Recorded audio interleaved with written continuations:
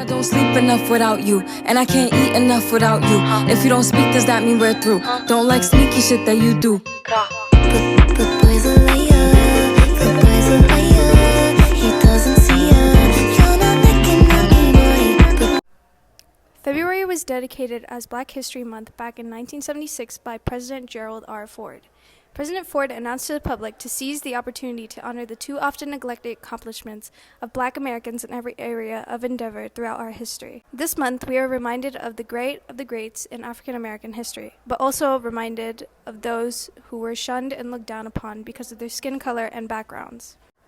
Fashion is something that evolves around us in every way, shape, and form. Many may not know, but African Americans help design significant parts of the fashion industry and clothing we wear as whole.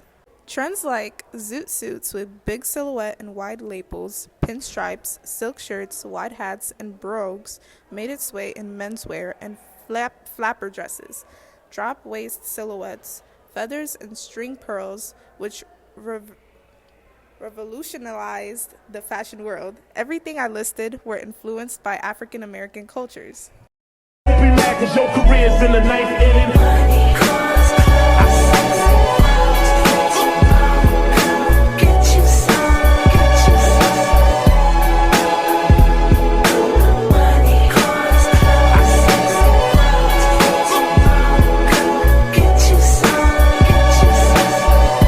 Petticoats were worn by women who wanted to have a certain shape created by their clothing that implied that the lady wearing it had a big boob. They would hold the overskirt out in dome shape, giving the impression of small waist relative to the hips.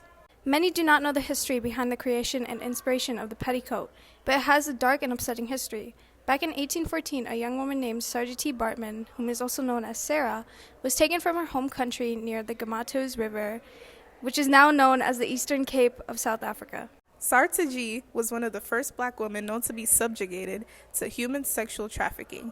She was taken from her home to France and became a freak show attraction for all to see her body and violate her.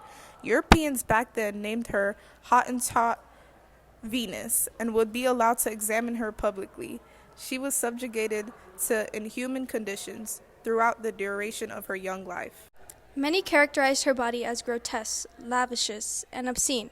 This was due to the condition she was born with called staphyophagia. It occurs naturally among people in arid parts of southern Africa. It is the state of having substantial levels of tissue on the buttocks and thighs. She also had elongated labia, which is a physical feature derogatory referred as a Hottentot apron.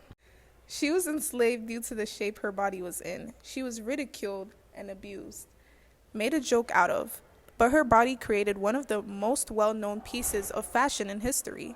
Sarah G. Bartman's body that she was enslaved for and taken for helped create the figure and shape of petticoats.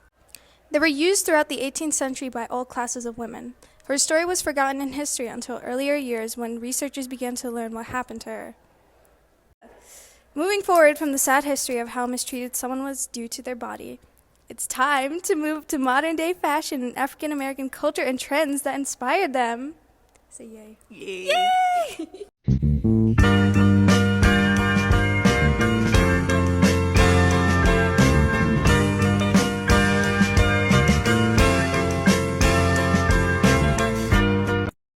Modern-day streetwear has been heavily influenced and popularized by Black culture. Streetwear fashion became prominent in the late 70s to early 1980s when the hip-hop genre began to flourish in urban cities of Los Angeles and New York City.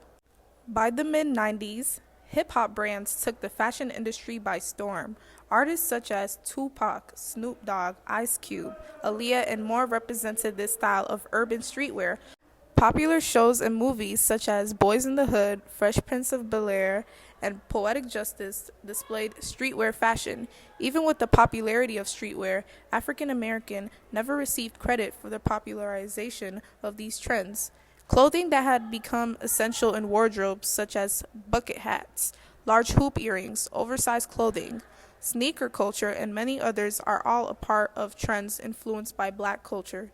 The bucket hat was adapted between the 80s and 90s. Bucket hats had become a part of mainstream streetwear and hip-hop culture, primarily worn and represented within the black community. Due to the influence from black communities, bucket hats have become a normalized accessory in streetwear fashion worldwide, with brands like Prada designing bucket hats to display in several of their fashion shows. Oversized clothing held deep roots within the Black and Latinx communities and stems back to financial hardships. Many Black and Latinx neighborhoods were unable to receive a substantial amount of resources from the government due to negative stigmas and systemic racism.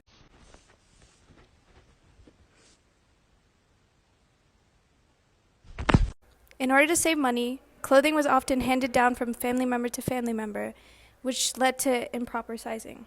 During the hip-hop era, many rappers wore and performed in baggy clothing to provide a more familiar and comforting effect as a way to connect and resonate with their fans and community. These baggy clothes were often referred to as regular street clothes and eventually made their way to mainstream fashion. There are many more trends that were influenced by African American culture. It is good to remember the roots of fashion and where it comes from. Everything originates from something, someone's past or someone's culture. And maybe just maybe let the inner animal get a little crazy.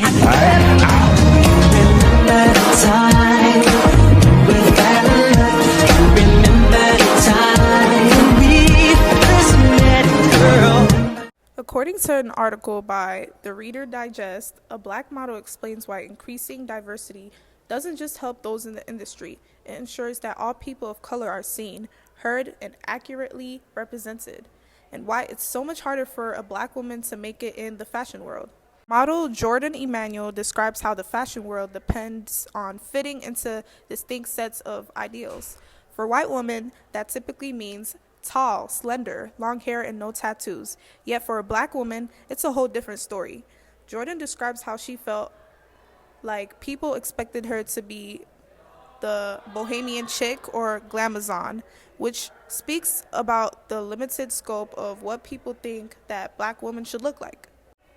She describes how she's constantly challenged by those who seem surprised that black women come in all shapes, sizes, and styles. Yet when it comes to her white peers, they most likely never had to smile through those comments. Like, what the heck? That's so dumb. I feel like so many people feel like everyone is so body positive nowadays. But when you hear people coming out about the hardships that they still face because of how they look, it's like, come on, it's 2023. What's going on? To be honest. Let's be real. Right. She also described how she was stopped whilst going to a meeting. An agent stopped her in the middle of the hallway and asked if her hair was real. She replied with yes, and the agent replied, "I'm relieved it's all yours, because casting directors prefer you all without those long braids and weaves you guys wear."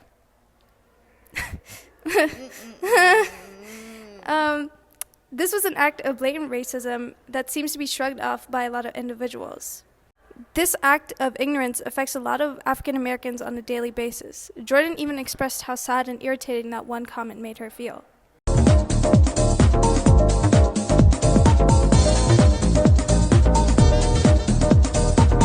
This short video essay, or whatever this is, we've talked about depressing topics on how African Americans have been used for their bodies and cultures and haven't gotten credit until recently. And as shown by the article from earlier, many African Americans are still facing racism and ignorance. But you know what? It's still Black History Month. And many movements and actions are being taken to shine light on black voices. There are depictions of African Americans in films and media that aren't stereotypical and racist. For example, my baby Michonne from The Walking Dead. Oh my gosh.